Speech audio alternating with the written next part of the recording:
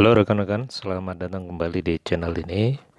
Video ini kita membahas terkait dengan pendaftaran P3K yang akan dibuka sebentar lagi.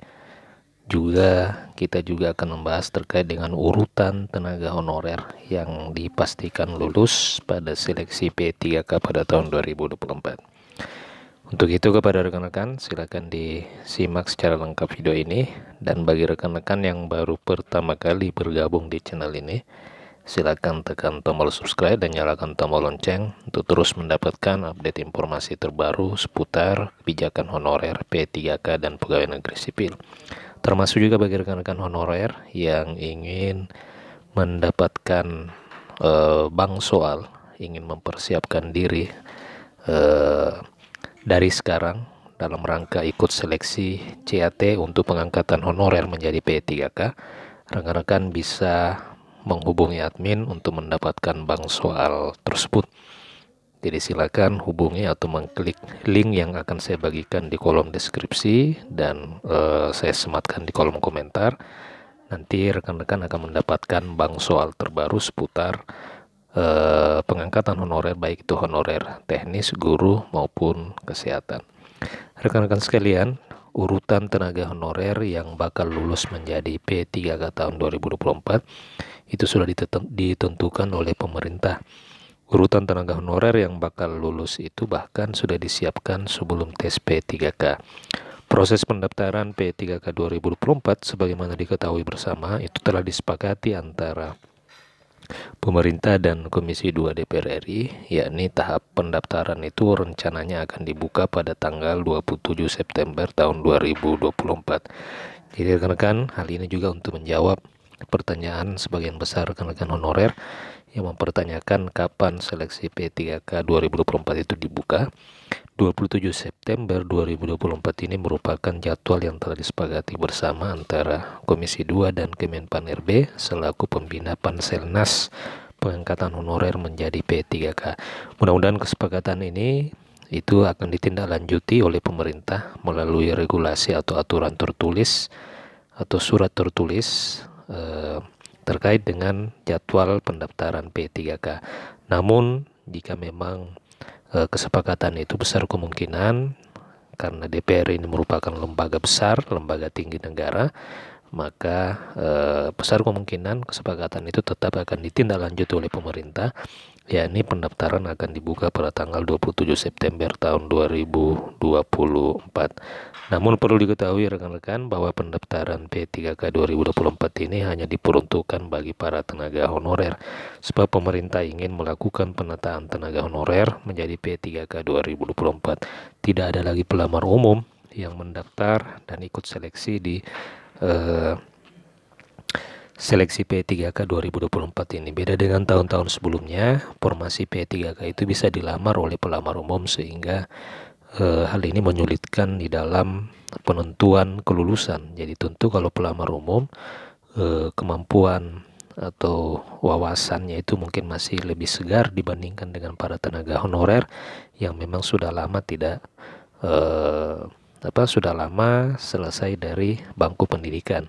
Nah, untuk tahun 2024 para tenaga honorer ini harus bersaing antara sesama honorer, sehingga rekan-rekan, satu pesan saya bagi rekan-rekan yang memang ingin diangkat menjadi P3K pada tahun 2024, mau tidak mau rekan-rekan juga harus belajar, ya. Rekan-rekan harus belajar mulai dari saat ini, latihan soal agar supaya rekan-rekan terbiasa dan memahami trik-trik atau cara-cara cepat dalam menjawab soal CAT. Nah, seperti yang saya katakan tadi, bagi rekan-rekan yang ingin mendapatkan bank soal, silakan hubungi admin. Nanti link WA-nya akan saya bagikan di kolom deskripsi dan kolom komentar. Nah, rekan-rekan, sehingga itu tes P3K sifatnya tes P3K 2024 sifatnya hanya formalitas bagi tenaga honorer, sebagaimana telah disampaikan Menpan RB Abdullah Azwar Anas.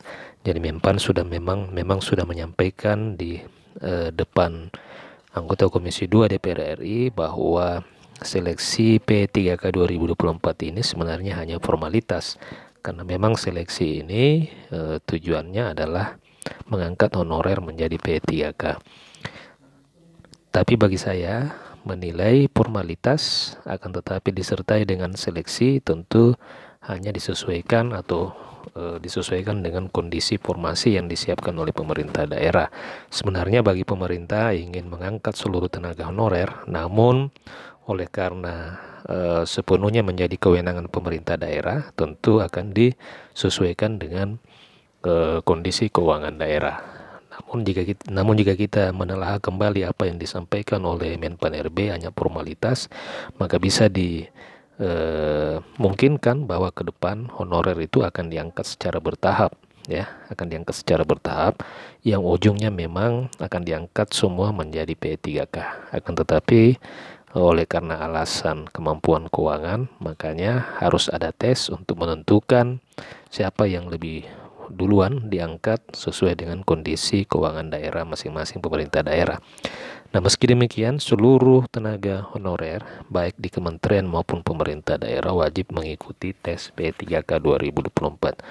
Sebab tes P3K ini akan digunakan juga untuk pendataan ulang tenaga honorer. Di sisi lain, pemerintah juga menetapkan pelamar P3K 2024 yang lulus seleksi. Penentuan prioritas tenaga honorer yang melamar P3K 2024 itu telah tertuang di dalam regulasi yang telah ditetapkan oleh Menteri Pendayagunaan Aparatur Negara melalui keputusan Menpan RB nomor 347 tahun 2024 tentang mekanisme seleksi P3K tahun 2024 khusus untuk tenaga teknis. Selain itu juga diatur terkait dengan keputusan Menpan RB nomor 348 tentang pengangkatan atau seleksi P3K untuk jabatan guru, dan Menpan RB nomor 349 tentang mekanisme seleksi untuk jabatan fungsional kesehatan. Nah, di aturan ini semua telah diurutkan prioritas pengangkatannya. Jadi ada prioritas pengangkatan, artinya yang prioritas pertama itu akan diangkat terlebih dahulu jika memang formasi yang ada. Jika memang masih tersedia sisa formasi, maka honorer prioritas kedua bisa mendapatkan hal itu. Nah, rekan-rekan sekalian, sehingga atas dasar itu maka rekan-rekan perlu menyiapkan dan perlu bijak di dalam melamar formasi jabatan yang disediakan. Jangan sampai rekan-rekan harus bersaing dengan pelamar K2 misalnya. Memang K2 di honorer teknis itu menjadi prioritas pertama, honorer guru, honorer kesehatan akan menjadi prioritas kedua. Ya, honorer K2 menjadi kegembiraan di tahun ini oleh karena memang akan prioritas diangkat selagi formasinya masih ada.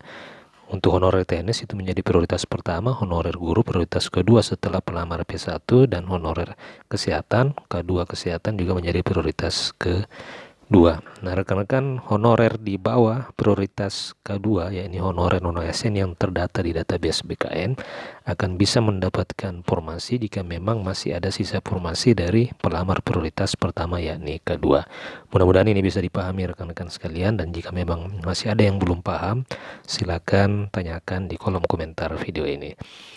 Demikian informasi kali ini. Terima kasih. Sekali lagi, bagi rekan-rekan yang ingin mendapatkan modul soal, silakan hubungi admin yang akan saya bagikan linknya di deskripsi atau kolom komentar video ini. Terima kasih, sampai jumpa di video berikutnya.